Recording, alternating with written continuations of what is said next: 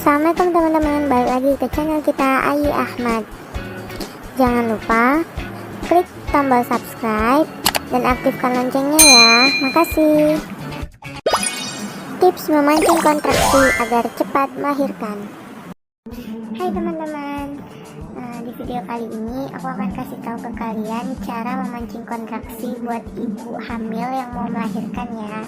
Kebetulan anak aku udah tidur tuh, jadi aku bisa bikin video deh, check it out. Tips yang pertama itu merangsang puting payudara untuk menghasilkan hormon oksitosin. Jadi hormon oksitosin ini bisa mempercepat kontraksi ya teman-teman. Jadi misalnya ini puting payudaranya, ini kita bisa lakukan pemijatan ringan, mungkin satu hari bisa 1-2 kali. Jadi caranya kalian pijat ringan searah jarum jam. Kalau ngerasa perut kalian udah kenceng, stop, jangan dilanjutin. Nanti bisa kalian lakuin lagi berapa jam setelahnya, atau pas mandi sore, atau mungkin keesokan harinya. Dipijat lagi, kalau udah kenceng, stop lagi. Jadi ini dilakuin secara rutin ya teman-teman. Atau kalau nggak mau capek, kalian bisa minta bantuan pak suami ya. Tips yang kedua, berhubungan tanpa pengaman. Jadi ini bisa kalian lakuin secara lembut ya teman-teman, jangan kasar. Terus diusahain si ibunya itu di atas, atau bisa juga pakai doggy style. Karena kenapa harus berhubungan? Karena cairan yang dihasilkan oleh suami itu mengandung hormon prostaglandin yang bisa membuat mulut rahim itu mengalami penipisan dan mempercepat terjadinya kontraksi. Ini bisa kalian lakuin 2 atau 3 hari sekali ya teman-teman. Tips yang ketiga itu berendam air hangat. Jadi kalau kita berendam air hangat itu kan kita jadi rileks tuh. Nah, kalau kita rileks itu bisa menghasilkan hormon oksitosin tadi. Jadi banyak-banyak rileks, jangan kepikiran ya teman-teman. Terus ini bisa dilakuin setiap hari. Yang keempat yaitu olahraga atau melakukan gerakan-gerakan yang bisa memancing kontraksi. Bisa senam hamil, jalan pagi atau sore, mungkin kalian bisa jongkok, naik turun tangga, dan lain-lain. Kalau aku kemarin itu pagi-pagi habis subuh itu biasanya jalan pagi sama suami. Habis itu aku biasanya senam hamil. Jadi udah masuk ke trimester 3 itu aku udah rutin senam hamil, karena aku nggak tahu mau ikutan senam di mana. Kebetulan juga waktu itu masih lockdown kan, jadi aku senam hamilnya di rumah aja, lihat di YouTube, aku ikutin. Terus main gimbal, jadi main gimbal digenjot-genjot gitu, atau digoyang-goyang gitu.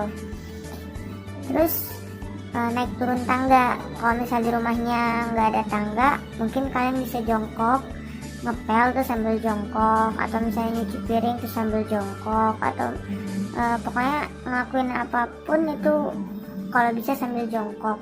Terus duduknya juga telapak kaki itu disatuin, jadi posisinya kayak duduk bersila tapi telapak kakinya disatuin. Nah, sambil muter-muter gitu kan. Jadi aku kalau misalnya lagi nonton atau duduk makan atau gimana, pokoknya aku duduknya kayak gitu bentuknya. Jadi nggak pernah duduknya senderan atau duduknya kayak sinden gitu ya, nggak pernah.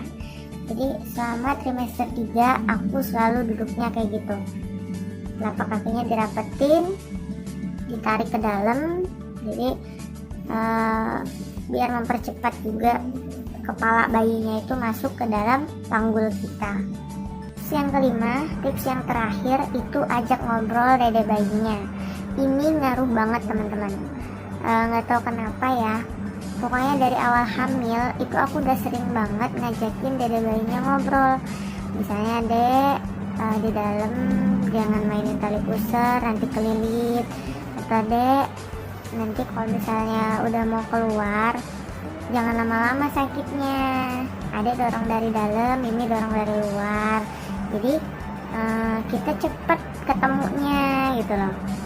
Jadi pokoknya setiap hari itu aku selalu ajak ngobrol dari bayinya, mau denger apa enggak pokoknya aku selalu ajak ngobrol. Kadang cerita-cerita sendiri, nanti elus-elus perut, dia nendang-nendang sambil diajakin ngobrol kayak gitu.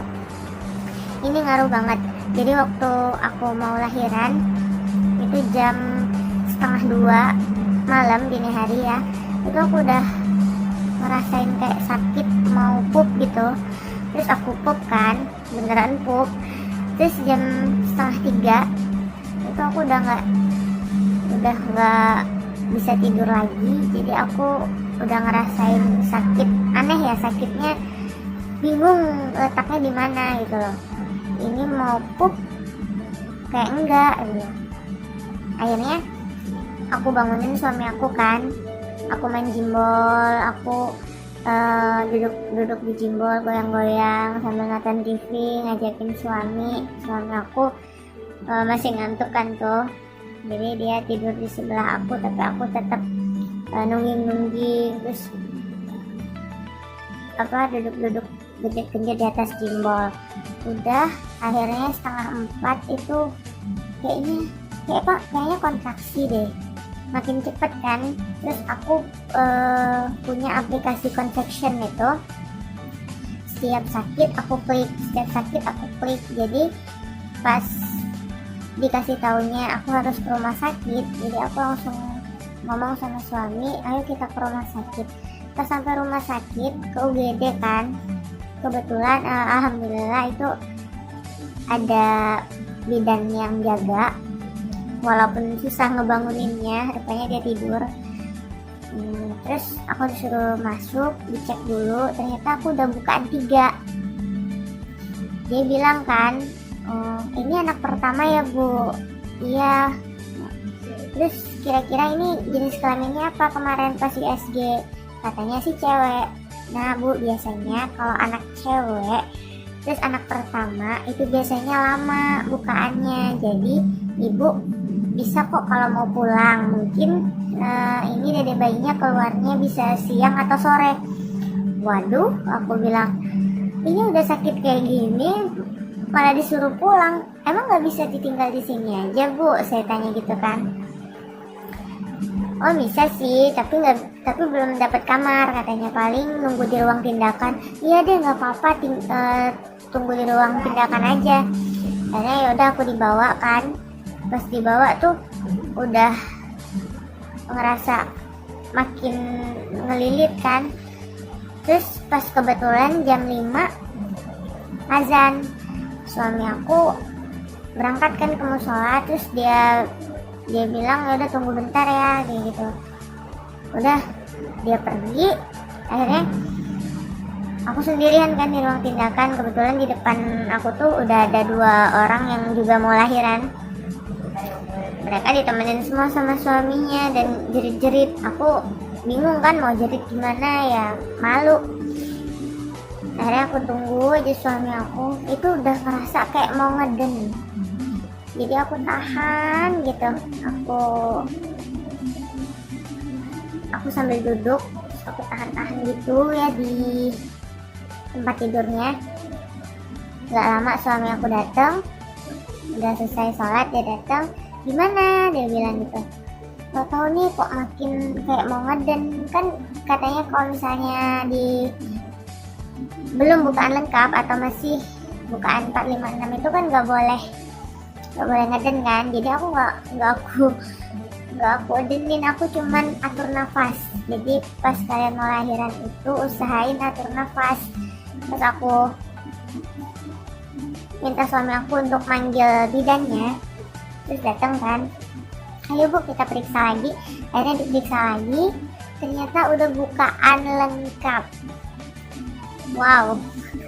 Dari bukaan 3 itu langsung bukaan lengkap.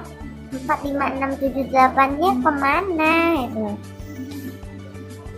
Udah wajar aja nih, aku mau ngeden aja dari tadi gitu kan. Udah langsung bidan itu nyiapin semua peralatannya, aku disuruh ngeden. Dua kali aku ngeden, keluar deh dede bayinya.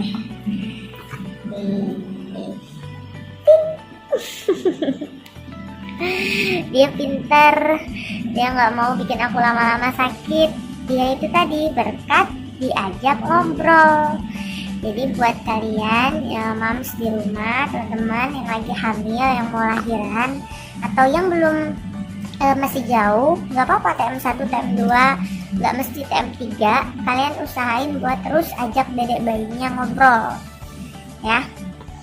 Ya itu tadi kelima tips dari aku, semoga bermanfaat dan semoga buat ibu-ibu, moms di rumah atau teman-teman yang lagi hamil atau yang lagi nunggu proses persalinan, semoga persalinannya dimudahkan, dilancarkan, anaknya sehat, lengkap sempurna, dan semangat. Tetap relax, jangan stres. Kalau kita stres nanti ujung-ujungnya tensinya tinggi. Oke, mungkin ini aja, cukup sekian video dari aku. Assalamualaikum.